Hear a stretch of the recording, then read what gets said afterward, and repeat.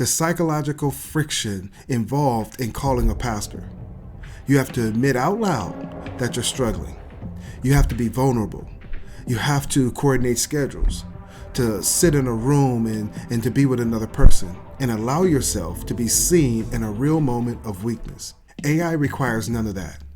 Zero vulnerability, zero commitment, no relationship to manage, no awkward pauses, no follow-up you didn't ask for. That's what we're going to work through together today. Hey, my friend, my name is Erin Ward, and I am the co-founder of ChurchReady. 1 in 3 U.S. adults now say they trust spiritual advice from an AI just as much as they trust advice from their pastor. Now, this is based on new research from Barna released in early 2026. 1 in 3. I believe that should reshape how every pastor in America is thinking about ministry right now. And when you drill down specifically into Gen Z and Millennials, that number jumps to 2 in 5. That means 4 out of 10 young adults see no meaningful difference between the theological guidance of a trained pastor, someone who can sit with them, look them in the eye, share a physical space with them. They equate that on the same level as output from a machine learning system that never met them, never wept with them, and never prayed for them. Think about that for a moment, because what that number is telling us isn't simply that young people are distracted by technology. It's telling us something about the transformation gap in the local church right now, and what happens when a perfectly frictionless alternative arrives on top of it. Let's start with the scenario, because before we can really get into what the data means, I want you to feel what it describes. Now, picture a 19-year-old college student, freshman, first time away from home, away from her family, away from her hometown, and away from her home church for the first time. Maybe it's midnight, maybe 1 in the morning. She's sitting at the glow of her laptop or cell phone in a quiet dorm room, and she's grappling with a question that's keeping her awake at night.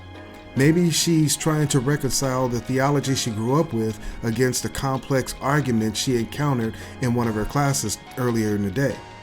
Maybe she's experiencing spiritual vertigo, that acute, disorienting sense that the floor is dropping out from under you, and maybe she's desperately looking for something solid to hold on to. Now, here's the critical part of the story. When she reaches for a lifeline, she doesn't call the youth pastor who mentored her for 4 years. She doesn't text her local pastor from back home. Instead, she picks up her phone, opens up an AI app, and types in her most deeply vulnerable questions. And within 3 seconds, she gets a response. It's thoughtful, it's empathetic, it's theologically nuanced, and it's highly personal, speaking to the exact anxiety she's feeling in that moment. Now, that scenario sounds hypothetical, but it's playing out tonight, today, in dorm rooms across the city. And the Barna data tells us exactly how many people are in that room with her. So here's the question. Why does she reach for a nap instead of the pastor? Is it because she inherently distrusts the church as an institution? Perhaps. Distrust is real. Pastors have been navigating a generation deeply skeptical of religious institutions for a long time. Now, that's not new information, but AI adds a completely new dimension to that distrust. And the dimension it adds is it weaponizes convenience. Think about it. The psychological friction involved in calling a pastor. You have to admit out loud that you're struggling. You have to be vulnerable. You have to coordinate schedules, to sit in a room and to be with another person, and allow yourself to be seen in a real moment of weakness. It takes genuine courage to look at another human being in the eye and say, I'm having a crisis of faith, and I don't know if I believe any of this anymore. AI requires none of that. Zero vulnerability, zero commitment, no relationship to manage, no awkward pauses, no follow-up you didn't ask for. You type your deepest doubt into the chatbot, and it responds instantaneously with warmth, with theological nuance, and sometimes it feels like it understands where you're coming from. It feels like it gets you. Now, when you combine a pre-existing distrust of religious institutions with a perfectly frictionless alternative, convenience wins. Now, where the data gets counterintuitive, and this is the part of the story I don't want you to miss. If young people have a custom spiritual guide available in their pocket around the clock, you'd expect them to start skipping Sunday morning services. You'd expect them to walk away from the local church entirely. But the data shows the exact opposite. Gen Z is attending church at the highest frequency Barna has recorded for young believers. They're averaging nearly 2 weekends per month. They're not checking out of the building. They're showing up. And they're being driven there by very real anxieties, mental health struggles, economic instabilities, and overwhelming pressures of life. They believe something real is available in the church. So they're in the seats. They're listening to the music. They're receiving the message. And yet the data tells us that faith hasn't actually taken root. Things like faith shaping daily decision-making, sustained attendance over years, active engagement in community and service. Those aren't moving. The attendance is spiking. The transformation isn't. They're consuming the Sunday morning experience. They're interested. They're even inspired, but it's not transforming how they live their lives on a Tuesday. So let's unpack why. Because if a pastor hears that young people are showing up twice a month and are open to searching for something real, the natural response is, we've won half the battle. They're in the room. Why isn't that translating? And here's the answer. When your spiritual inputs are entirely curated to your comfort zone by an algorithm, when you get every theological question answered without ever having to engage with another human being, something happens to what I like to call your spiritual immune system. It weakens. You lose the capacity to sit next to someone in a pew who sees the world entirely different than you do. You lose that muscle required to forgive someone in your small group who genuinely hurt your feelings. You lose the ability to be profoundly frustrated by a fellow believer and choose to love them anyway. Discipleship was never designed to be a frictionless experience. Think about it this way. If a young adult's entire diet of spiritual inquiry is handled by an AI that always validates their premise, always agrees with their starting point, never challenges their self-centeredness, they simply don't develop the relational and spiritual muscles that real faith requires.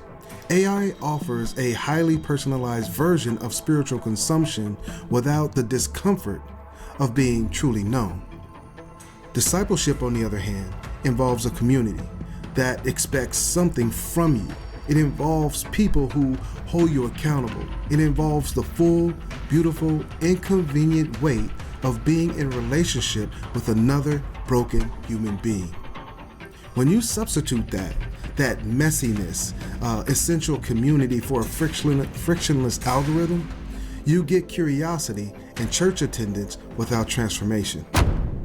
Now, I want to name exactly what's happening here, because I think it helps us see the pastoral challenge with clarity. What you're looking at isn't a new problem created by artificial intelligence. For at least 2 decades, the local church has carried a discipleship gap. The exhaustingly large, unresolved challenge of how to move a generation from initial curiosity to spiritual maturity. How to close the distance between showing up and actually being changed. Now, that problem was already burning. That was a flame already in existence. What AI has done is add an accelerant on top of that. In the past, if a young person had a crisis of faith or at midnight, if they were in their dorm room searching for a lifeline, the gap between their question and a real answer required them to traverse the river of human relationship. They had to wait. They had to be vulnerable. They had to speak out to someone who actually knew them. AI has built a frictionless bridge over that river. It rushes the young person directly to a synthetic answer before they've ever had to build a real human connection. And it does this instantly. It's available at any hour, requires nothing but a simple prompt. So, where does that leave us? Well, here's the reality. The church can't compete with convenience. That's actually not a race worth winning. An algorithm will always be more available, more frictionless, and more instantly to respond than a pastor or a community of people. But the church can compete on presence. And that's the only competition that actually matters. Romans 12:15 says, "Rejoice with those who rejoice and mourn with those who mourn." I want you to pay attention to the physicality of that verse. It's an active, physical, deeply relational process. That passage describes something physical and spiritual that's happening between people who are physically present with each other and for each other. And AI can give a 19-year-old a theologically accurate, flawless, articulated explanation of what love and good works are, but it can't rejoice or mourn with her. Only a human can do that. Now, if you're a pastor and you've never considered how AI disruptions will impact your church community and church budget, the Church Resilience Assessment is the right next step. It only takes 10 minutes, and there's a link in the description.